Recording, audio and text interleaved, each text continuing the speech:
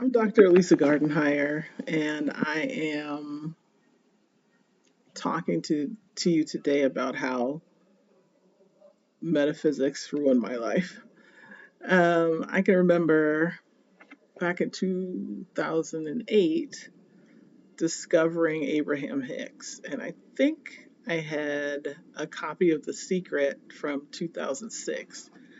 Like in my head, I had a copy of The Secret when I was still in graduate school, but because I graduated in 2000, 2001, and it didn't come out till 2006, unless it's one of those tricks where they try to make you forget the past by rewriting the past. That memory must be not a real one. But anyway, I remember the first thing that I really thought about with metaphysics was The Secret.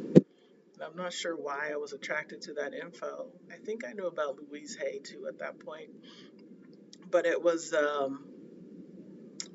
extremely frustrating to watch that video, The Secret. I had the DVD, I watched it a number of times, and I did not know what they were talking about. I didn't get it. I didn't understand any part of it. It just frustrated me. And it was funny because I was evidently coming out of graduate school. But, I was in a PhD program at Harvard. I had, learned how to think and how to learn things and logic and all this stuff, but still sort of had a spiritual side, not religious at all, but kind of spiritual, and was trying to understand, I guess, looking for answers as I moved into real adulthood. I think as long as you're a student, you kind of have that. At least I did. That adulthood hitting you more slowly because I was finished grad school when I was 30. So I guess I was looking for answers or looking for something at the time, but I remember just not understanding what the hell they were talking about in The Secret. It did not resonate with anything that I knew, and didn't make sense to me. And most things I was able to make sense of, but I couldn't make sense of that. I think later, I remember going to meet a girlfriend of mine in New York City. She was from graduate school, and I was meeting her in Manhattan. And I was wandering around a bookstore, probably it was big, so probably like Barnes and Noble or something like that, waiting for her to finish up with a singing lesson she had in the city, and somehow ending up in the metaphysics part and finding some stuff from Abraham Hicks, a card deck and a calendar that I still have that flips and gives you messages every day, and probably books or something else that I got that day. And I remember that was sort of the beginning of a journey into metaphysics that I guess I don't regret, but I don't think it served me as well as it could have. And just to give you background, so I am born and raised in California, pretty solid family. My parents did get divorced when I was young, but they never stopped parenting me. That's what I would always tell people when they'd ask me about what it was like having parents who were divorced. I said, well, they divorced each other, but they never stopped. I never felt a gap in my parenting from them. Well-loved child.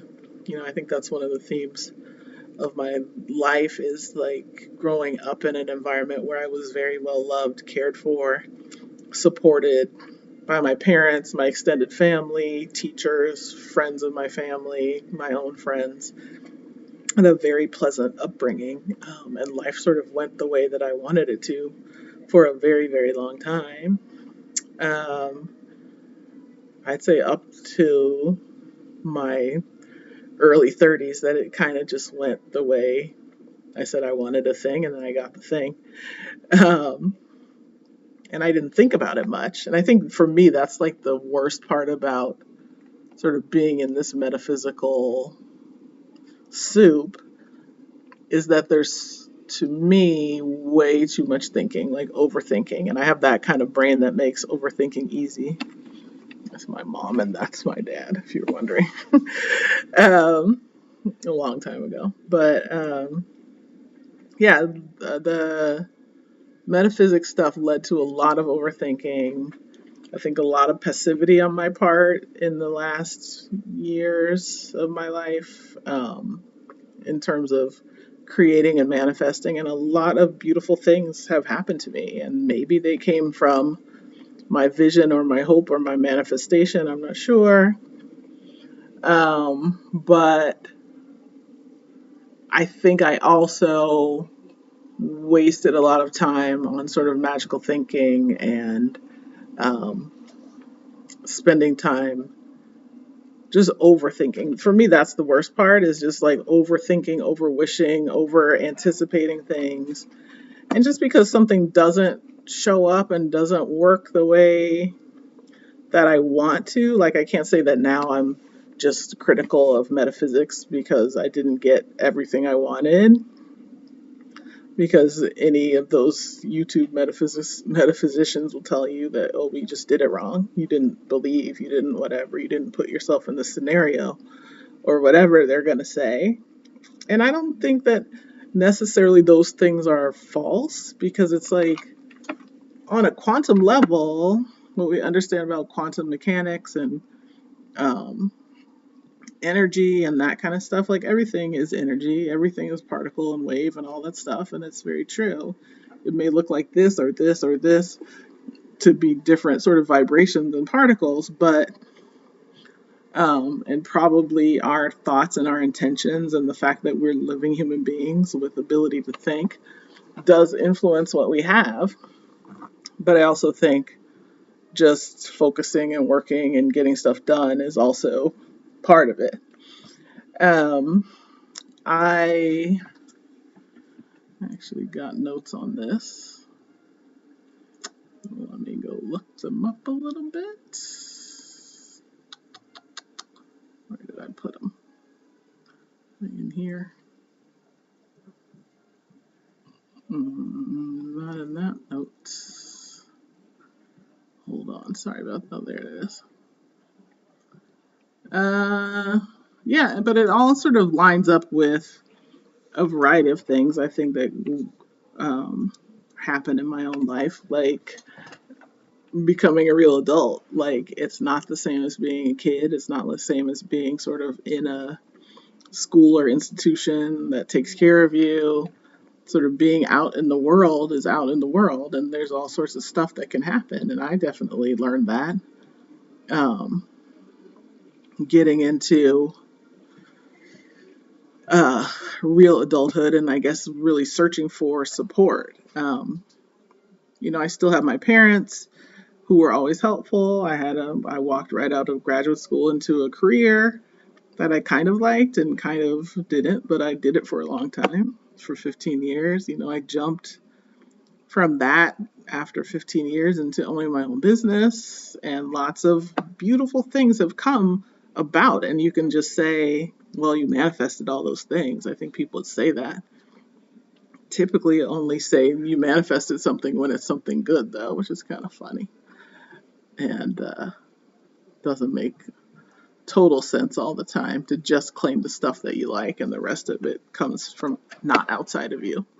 So I could say metaphysics works fine, and that sometimes I get stuff that I want. Lots of times things happen and benefit me and have been very good and positive, and then sometimes they don't, and it's kind of a bummer, and it's kind of like, well, why didn't this happen, and why can't I get this or that? Don't know the full answer. Yeah, so I would try to like offer a balanced perspective here that says, I've had a regular adult life, I think, like lots of people, lots of good things, lots of challenges. My son said to me yesterday, either you, or maybe it was this morning, either you win or you learn. There's no losing. And even a situation we're in right now, which is a little challenging for us, you win or you learn, and we're learning. And we won too, both at the same time. It's kind of interesting. So I'm not here to take down metaphysics. I don't think I could, because people love that stuff, and I still love lots of aspects of it too. But it's kind of a personal exploration of how seeking answers in maybe the wrong places, like YouTube, can leave you feeling kind of lost. And I certainly have experienced that for sure. Um, yeah, so I guess me as an adult was career realities, being kind of a naive person. I think because my early years and, through my very late 20s for sure, into my early 30s, was pretty smooth sailing, that I didn't ever had to think about a lot of stuff. I wasn't an overthinker when I was younger. I was in the moment, living my life, usually plugged into some system, school or work or something that gave me a lot of structure. Um, and I was able to maneuver and work my way through those systems. So, with success. And so it didn't take too much from me. And I always had enough. I never really struggled financially or academically or personally. I guess I had boyfriends once it was time to have boyfriends, and I always had friends in general. A loving family again, good health. Like lots of things just went right and continue to go right in my life. Like I'm still quite healthy at 54. I am still um, financially in a decent position, surprisingly. I mean, not necessarily where I want to be yet, but I'm able to do what I need to do and do a lot of what I want to do, and expect to do more of that as I move forward in life. But, as an adult, I also have experienced losses. I got divorced. It was my idea, so I don't regret it at all. And I'm actually good friends with my ex-husband now, so that's great. My father passed away in 2010, and he had come to live with us when I was pregnant with my kid in 2005. So we lived with him for 5 years, which was a beautiful experience. But I did lose my father, who was one of my main cheerleaders and champions and rescuers when I needed it. I didn't need a lot of rescuing, but occasionally, if I needed something, he'd swoop in and help for sure. Um, I have a good relationship with my mom still to today. I'm grateful to say. Glad that she's still here, kicking and doing her thing. And I've been blessed with beautiful friendships, interesting lovers, a great kid who I adore more than anyone on earth. And opening up opportunities for him is great. And but ups and downs, ups and downs. Like I ran a business, my own business for 6 years. We had 5-star reviews on Google, and my clients loved me, but we never made a huge amount of money in that business. And I ended up closing it without selling it at the end of this last year to be able to come here and open up an opportunity for my kid. And that was totally worth it.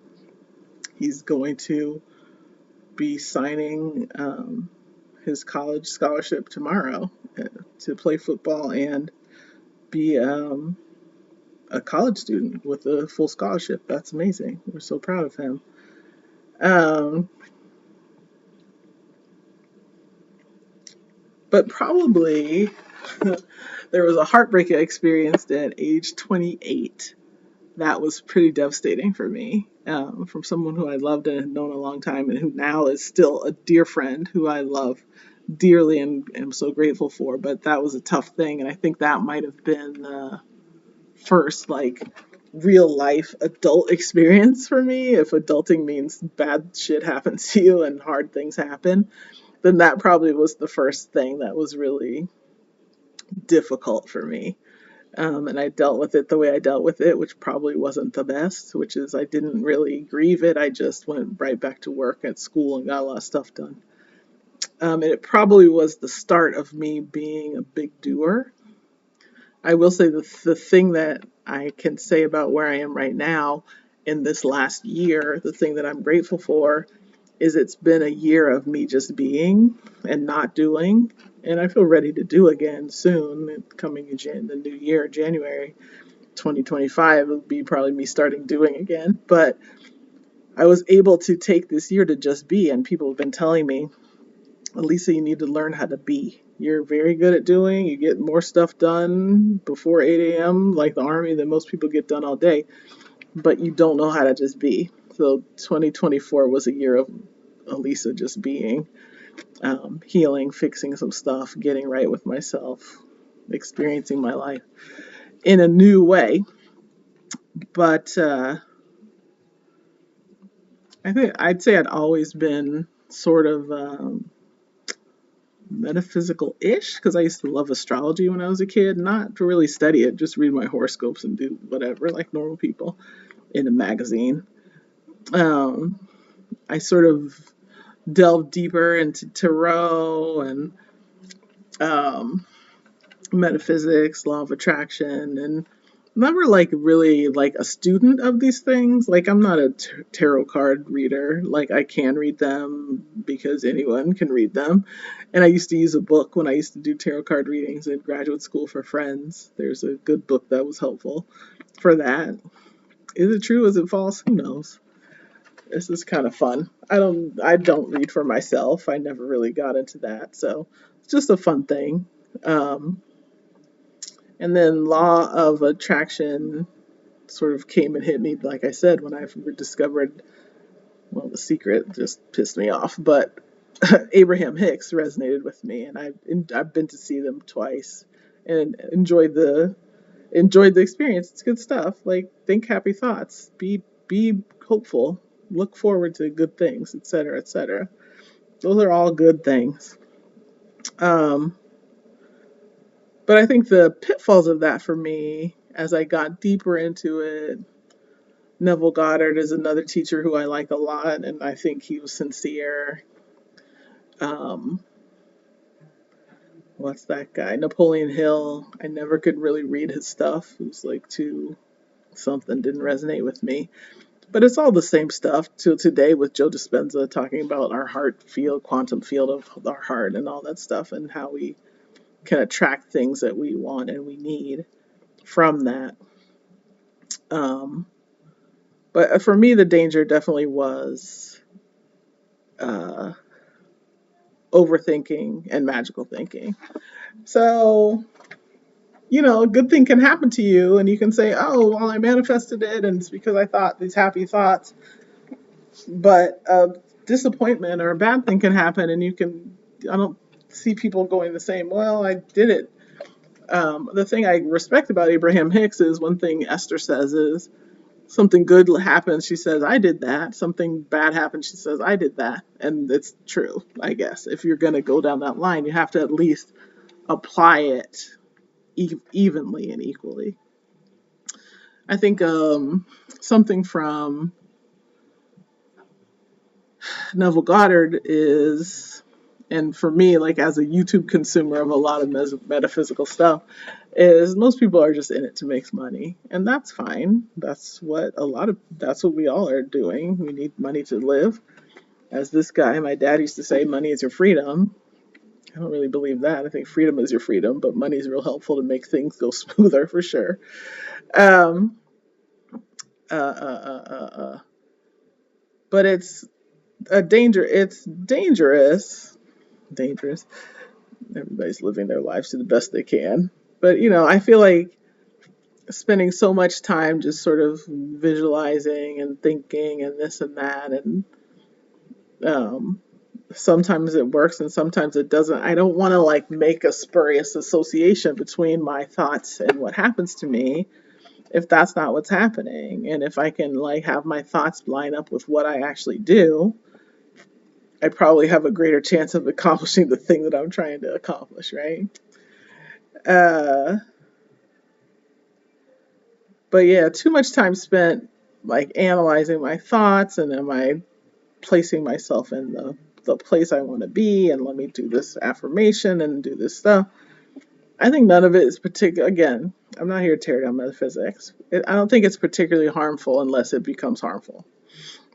Like saying nice things to yourself and having a positive inner dialogue, I think is a positive thing. That's a good thing because I think it's very easy to have a very negative inner dialogue. So if you can have a positive one and talk to yourself nicely and have hopeful expectations for yourself, all good. But I think, again, it's easy to have that be a crutch and not really be in action in our lives, which is not necessarily the best use of our time, I think. Uh, when I was thinking about talking in this video essay, I was like sort of brainstormed like words that sort of came to me when thinking about my metaphysical journey. And a lot of those words were trying too hard, um, kind of actually being disconnected from myself as opposed to present with myself, which is how I would describe myself before I found this, which was I was just living my life out of my own, looking out of my own eyes at the world and not really taking in this idea of, oh, how should I be thinking? What should I be doing? But rather just doing and doing well and sort of smoothly sort of moving through life in a way that was much bumpier once I started looking at myself while I was being in my own life. So it sort of felt like a strain. Again, I'll say overthinking probably 15 more times, hopefully not. But, just sort of over thinking about stuff and not necessarily being logical and looking at stuff and saying, oh, actually, this situation is messed up. You should stop. And you can't like wish your way out of it. You can't do that. And I found that to be the case lots, not lots, but in some real critical situations where I was like, oh, actually, this is an effed up situation and you need to get out of it and you can't necessarily vibrate yourself out of it as opposed to just stopping it. Was I making connections that weren't there or was I really seeing results? I don't know how to say that. Like, I used to be able to call up a man in my head and then one would pop up. That's happened a number of times. Were those men good for me or bad for me? I don't know. Mostly neutral, but had some fun times. But I used to be able to do that. Around money, I've often said, there's more where that came from, and I think I've had that attitude pre metaphysics, and there always was. But since then, there's always been enough money too. Is it piling up and stacking up behind me? Not really, but it's flowing in and through, and more comes, and then I need to spend it, and then some more comes. I've never run out yet, which is good. Uh, I don't know that I'm necessarily dissatisfied with metaphysics, but I don't like to think as much as I think now, kind of just generally about my life. I want to, after my year of chilling and just being, which has been great, I feel ready to be in action and move forward on things and use my life for what I want to use it for. And that's terrific. And I'll continue to say nice things to myself and have good positive hopes and really think forward in a positive way. But I also really want to be clear and make my own decisions and move forward in the way that I want to move forward with my life, not bound by some hope or some wish that isn't grounded in what I'm going to actually do.